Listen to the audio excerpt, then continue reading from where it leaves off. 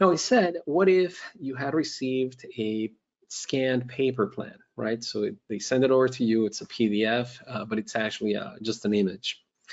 So in those cases, there's only a couple of options. There's the digitize option.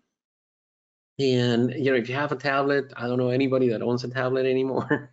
I actually should say that. I have a customer that was in their office a month ago, and they actually had a tablet. It was kind of fun to see it. It's over in the corner. It's kind of a museum piece, but if you do, go ahead and use the tablet. And then basically the tools here would be add a point.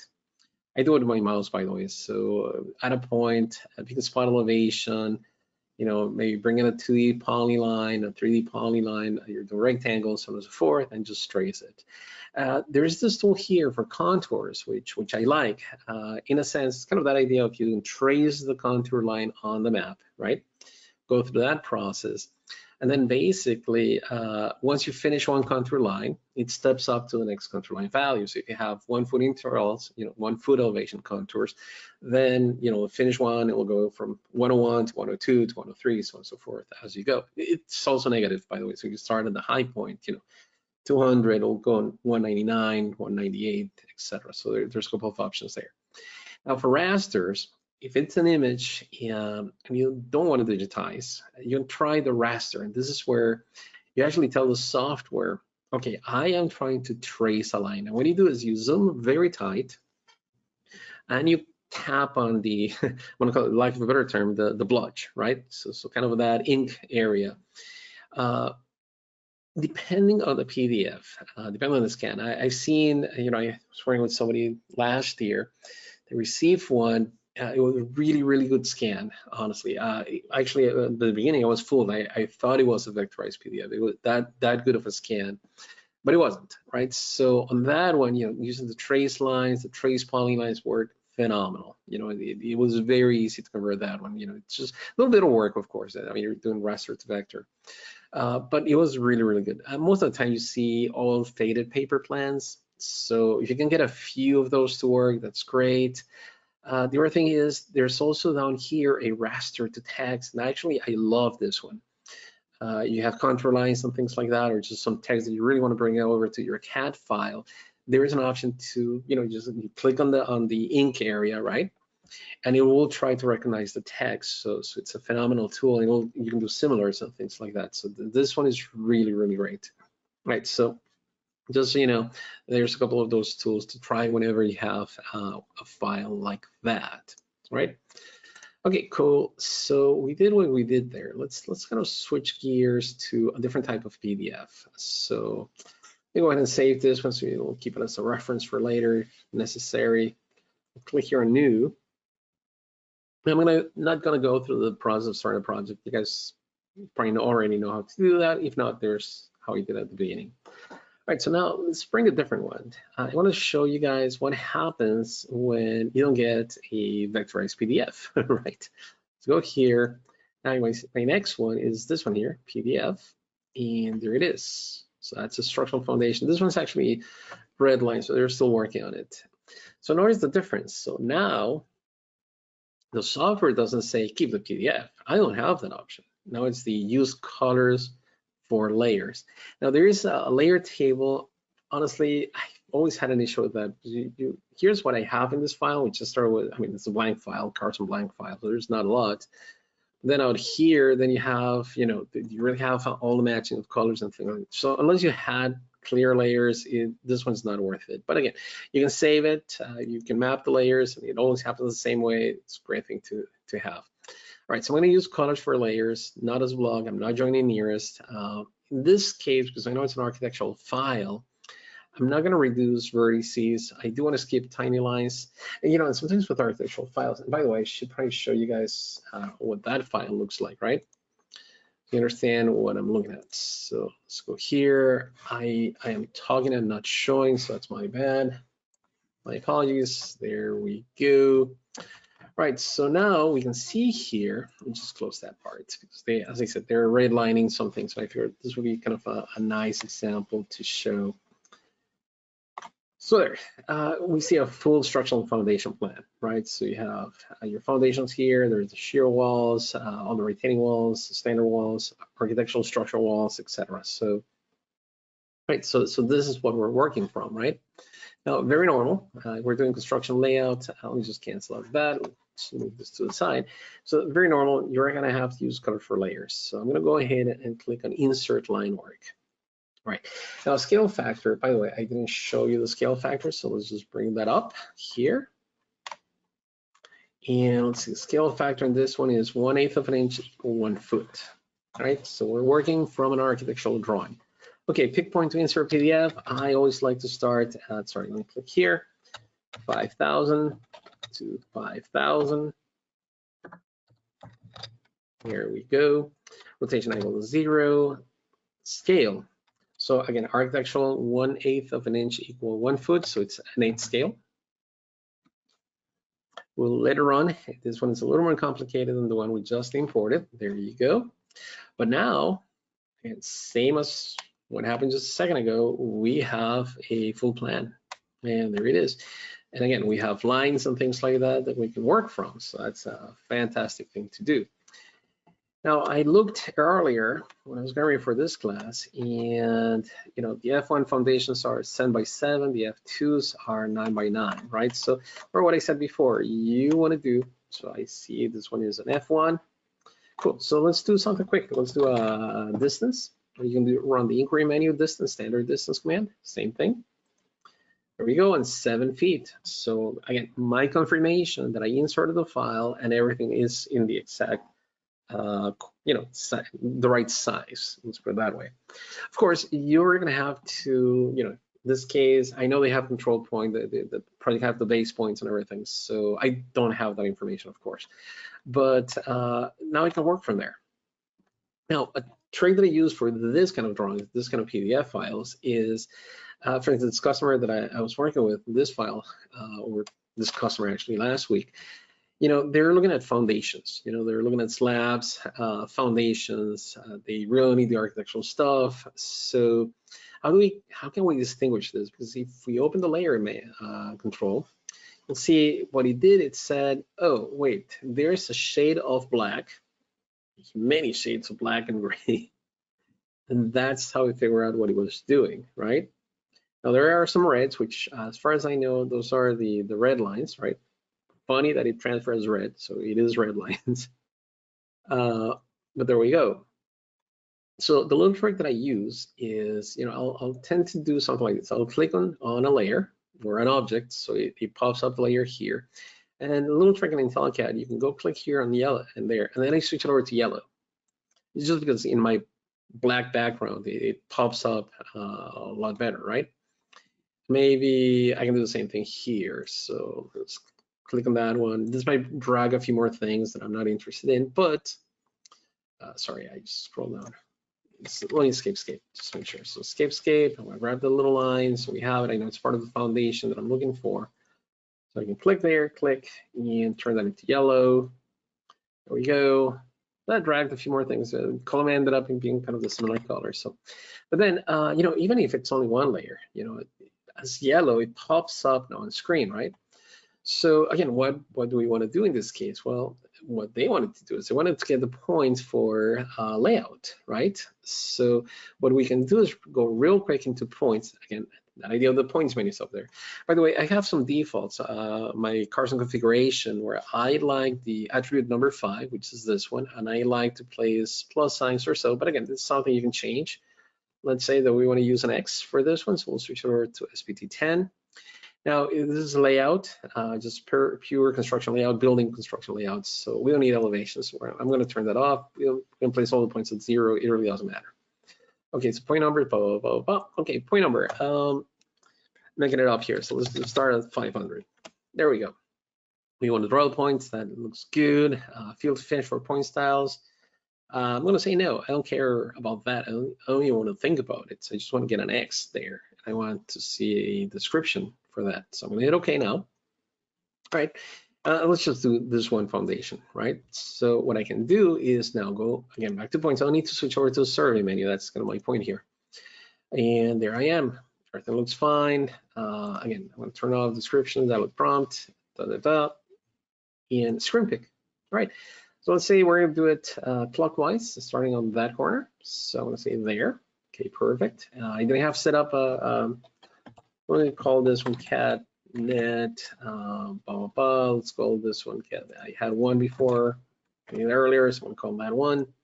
Hit open. Sure. Let's create it. Cool. So there's point number one. Sure. Now it's asking for what's the next one, and we'll go there. So point number two, point number three, point number four, and there we go. Again, a little trick to do something like that. Some people ask me, would it be easier to kind of join nearest, use that tool to wrap it up and then just have closed lines? Sure, many ways of skinning the cat. That's one way. Under the edit menu, there's this join nearest. I can turn those, join those lines, they're in the same layers. So now I can grab that, get all those lines drawn quickly. Yeah, now in this case, those guys that were happy with this, I mean, it's very easy to see the foundations with that little trick there. And there's some layers that we can turn off for sure. But, they can move around the file fairly quickly and grab all the points. Now that I have all the points, I can go into, let's do an edit point, just to show you guys. And there it is. So points 500 to 503. And, kind of the convention here might be 500 to 700, that's foundations, walls are 600, so on and so forth, right? So not black and white, different ways of doing things, right? Cool, so there we go. That was using, and I'm not gonna save this file, but that was using this option of bring the PDF this way, without layers. All right, let's do another one. And let's do it quick, actually. So I'm going to say exit, I'm not creating a project here. As an example, because I actually have the file, let's do this. Let's look at this, that same project, but in Revit. They actually got the drawings, but they also got the PDF files, and they also got the Revit file. Now, my customer is not using the Revit file. So I'm going to do this just to show you guys how this works. So after PDF, you have this BIM option. And what we do is, and you need to be in Carson Survey with IntelliCAD. This does not work in AutoCAD. Carson Survey with AutoCAD. It has to be Carson Survey with IntelliCAD.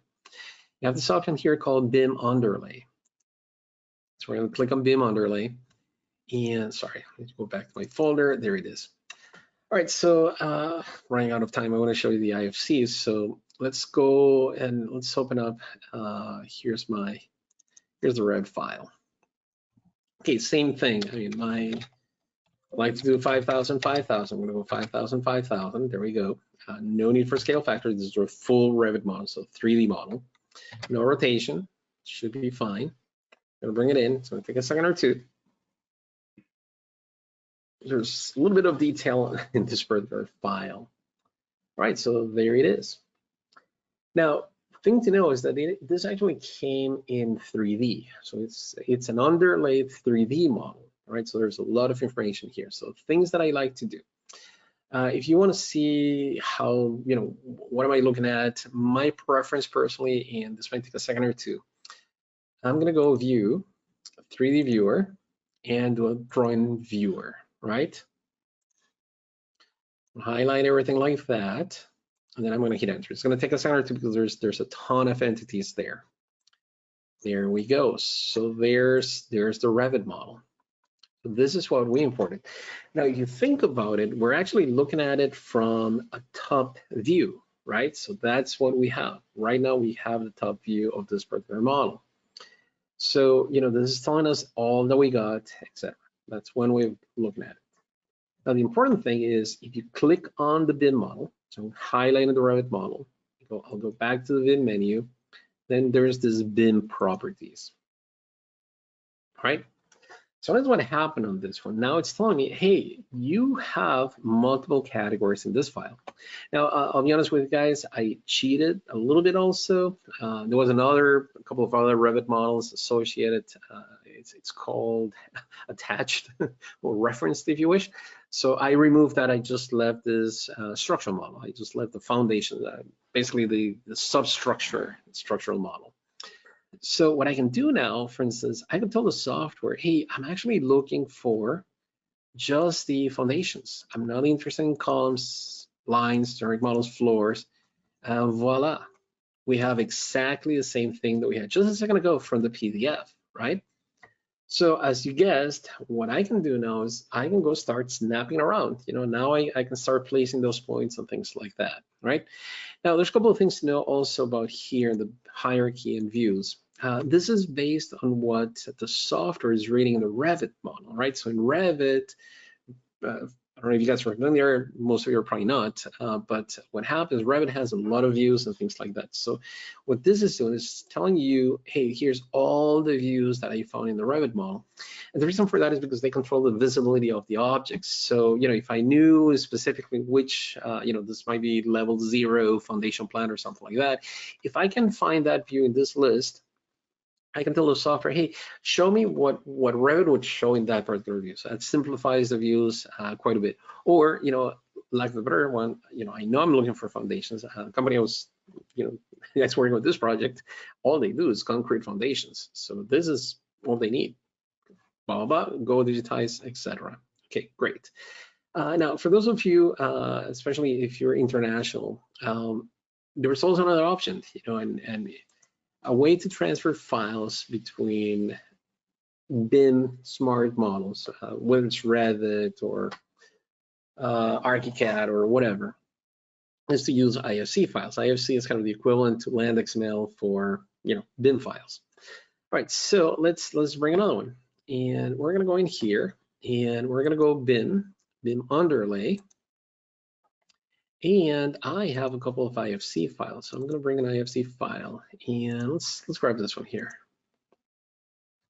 My insertion point, you guys now know it. I tend to do 5,000, 5,000, make my life easy. If I need to move things around later, I can always do that, so that's not a problem. All right, so let's see what we have here. There we go, that's the model, great.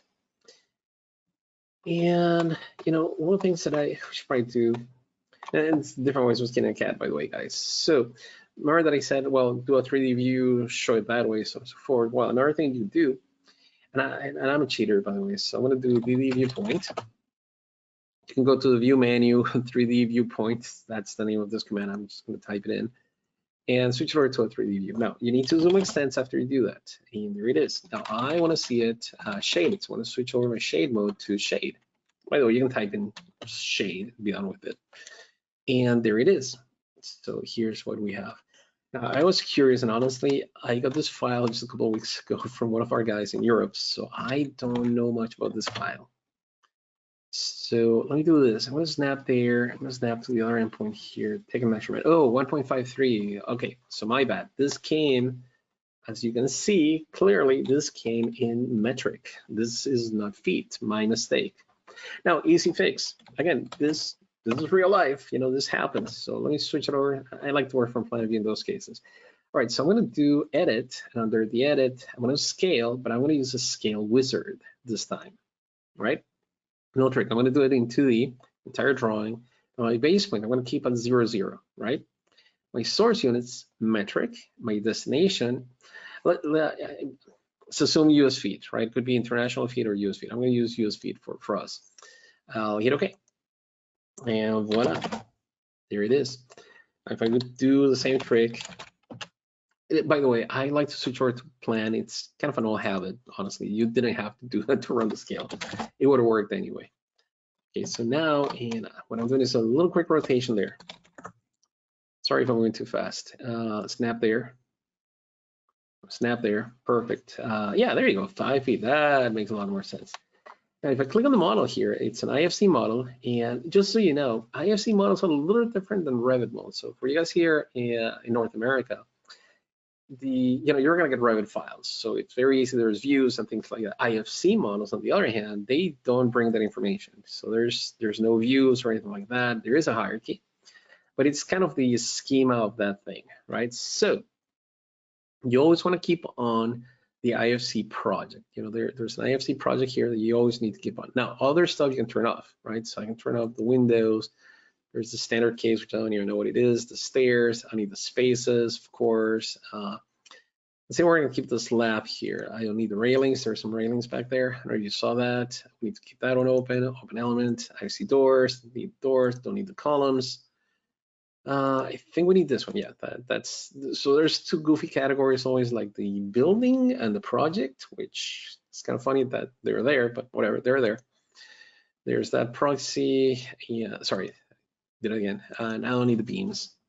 All right, so that left me with this, which is what I probably need if I want to start laying out things. And sorry, it's kind of a little dark. Hopefully you can see it on your screen. All right, so what I can do now, again, back to the same idea. Let's go points, and let's go draw locate points. We'll keep whatever settings I had. So I'm saying I'm not interested in descriptions or elevations. I'm looking at a 0. Let's start at 500, and might as well say I'm good with this, right? So screen pick.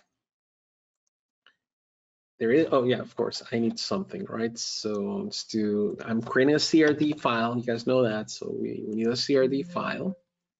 Create a CRD file, there it is, and I moved and ended up snapping somewhere else, so that's fine. I mean, it's just a matter of just zoom tight.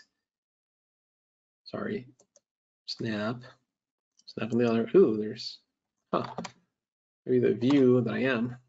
Interesting. I hadn't seen that. As I said, I'm not familiar with this IFC files, so. But let's say we're going to do it here, so whatever. Start snapping around, and there we go. So we have the point. And once we're done, we can go in here, snap correctly. Fair warning, snap in the right place, not like me.